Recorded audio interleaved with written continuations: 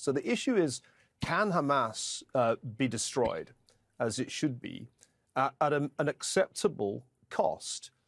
It's the same question that had to be asked when British and American forces were fighting an insurgency in Iraqi cities. It's the same question that had to be asked when it was Islamic State that was being wiped out.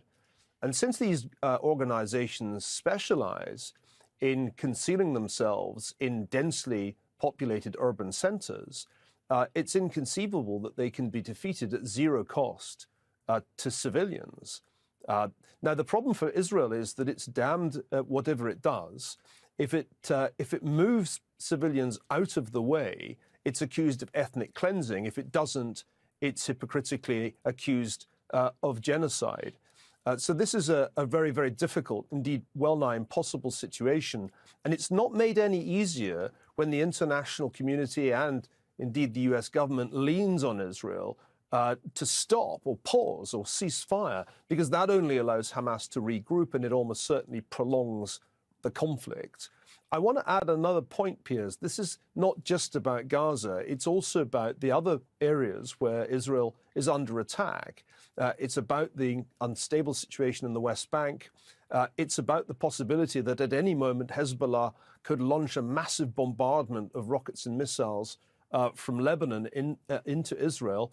And there's more, because there are also all kinds of forces in Syria that bear ill will towards Israel. The war has the potential to escalate and grow in multiple ways. We're in a kind of lull at the moment, incredible though it may seem to say that.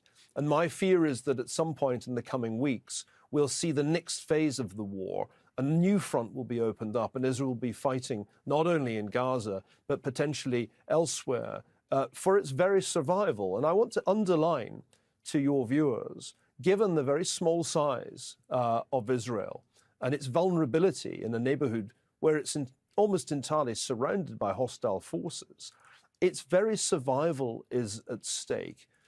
So I think it's very important, particularly for people in Britain and the US, not to be swayed by the very clever propaganda that comes out of Gaza, often Hamas crafted, often Hamas authorized, which is designed to make you think there's some moral equivalence here, because there really can't be moral equivalence when Israel is retaliating for the appalling attacks of October the 7th. And that is a just war that is being fought right now.